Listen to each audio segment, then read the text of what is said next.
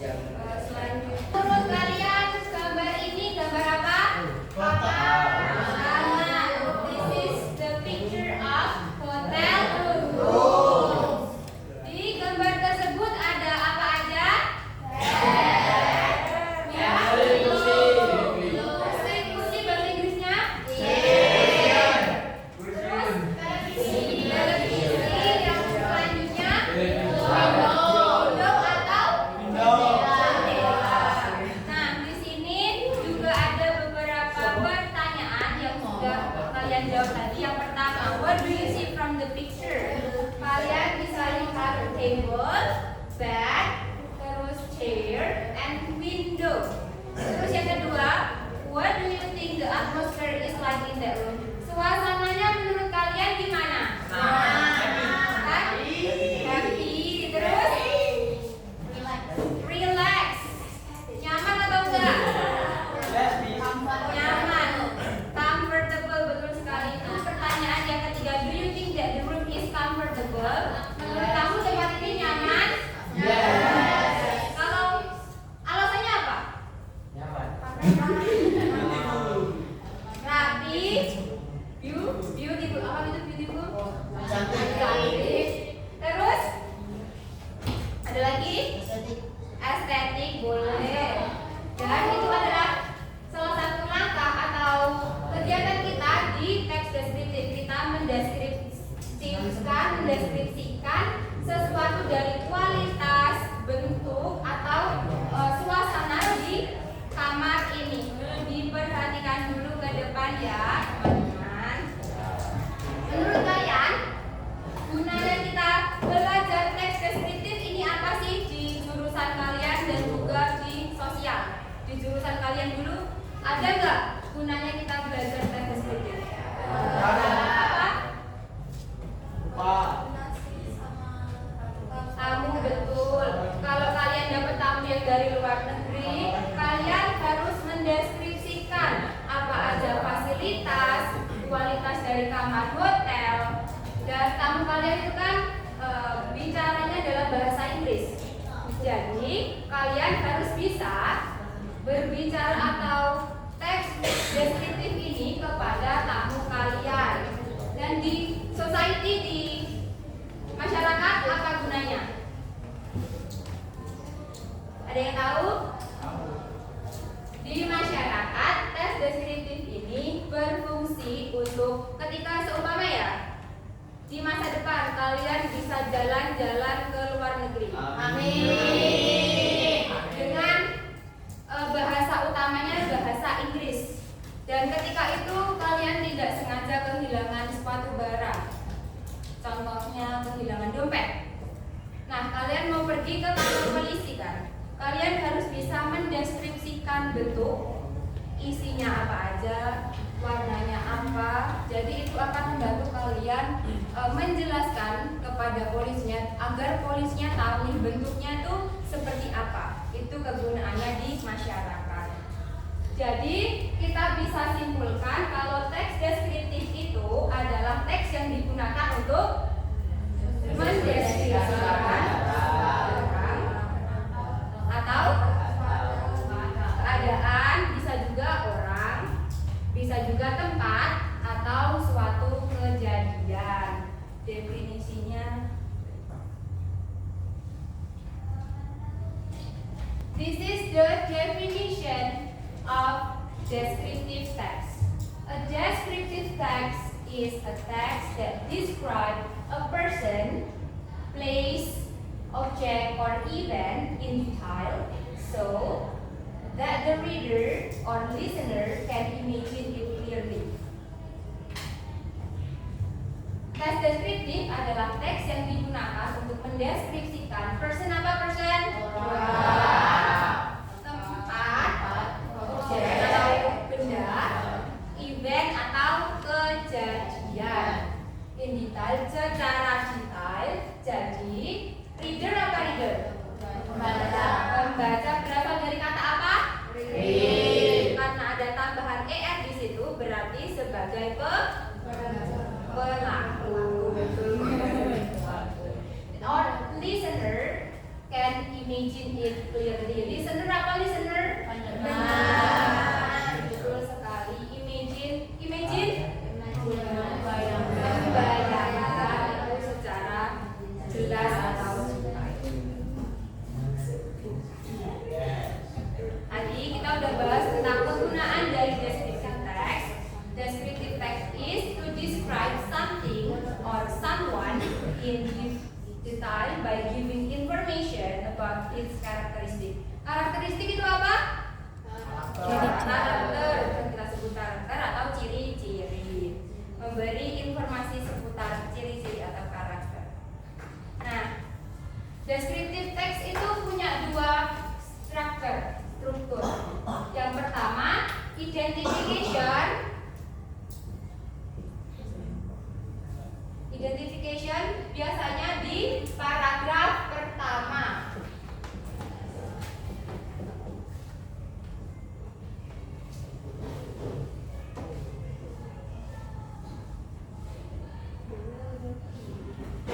Biasanya terletak di paragraf pertama yang fungsinya untuk introduce the object being described, memperkenalkan objek yang akan kita deskripsikan. Contohnya di sini kita akan mendeskripsikan tentang kafe, sebuah kafe. The Royal Cafe is a cozy coffee shop near the hotel lobby. Cozy apa cozy? Nyaman. Cozy itu nyaman. Royal Cafe adalah kafe yang nyaman yang terletak di dekat lobby hotel.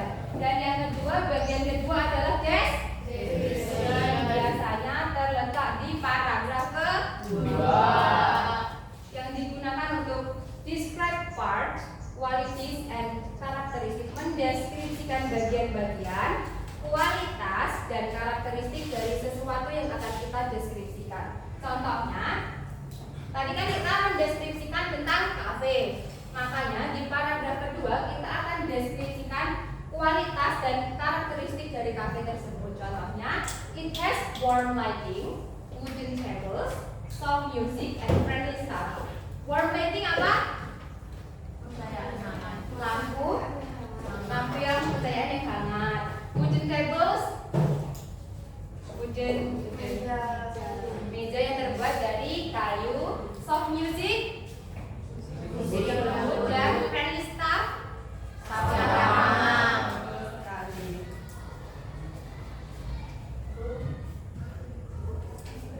Ya, silahkan. Dan yang ketiga, bagian yang ketiga kita punya language feature. Language feature yang pertama, simple present tense. Kita kemarin sudah belajar tentang simple present tense. Ada yang masih ingat? Buka lagi catatannya. Positifnya, rumusnya apa? Kalimat positif. Subjek.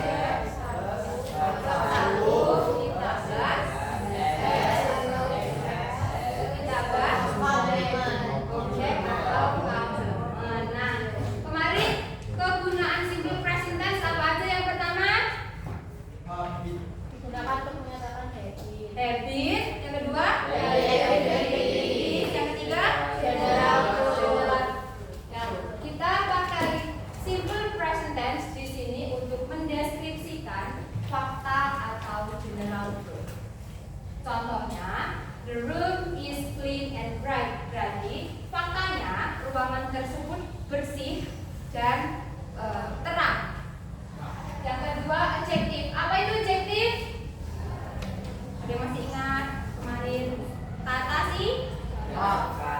sifat. Betul, adjektif itu kata sifat yang digunakan untuk mendeskripsikan kualitas dari objek yang akan kita deskripsikan. Contohnya kita punya spacious, modern, comfortable, warm, and cool. Sama aja kayak tadi kita sebutkan di awal, itu termasuk adjektif atau kata sifat. Ada yang tahu artinya spacious? Dia sama kayak similarnya big. Dia luas atau besar. Spacious itu itu luas atau besar. Modern, comfortable tadi apa? Nyaman. Warm, hangat. Cool, dingin. Betul sekali. Yang ketiga kita punya apa itu? Linking verbs. Yang isinya yang di sini ada is, are, has, have. Contohnya sister. Linking verbnya yang mana dari ini? Is. Betul sekali. Good job. Terus yang kedua, the room are spacious and clean. Linking verbnya yang mana? Are. Betul. Yang ketiga kita punya keempat kita punya noun phrase yang digunakan untuk mendeskripsikan sesuatu, namun dia adalah kumpulan dari suatu kata yang berfungsi sebagai noun atau kata.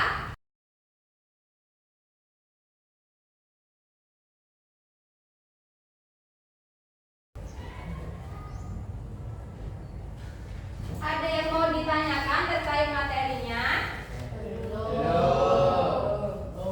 Kalau begitu, kita akan menuju ke tugas hari ini. Tugasnya berkelompok 5 orang dalam satu kelompok. Hitungan mau dipilih sendiri atau sendiri aja? Silakan membentuk kelompok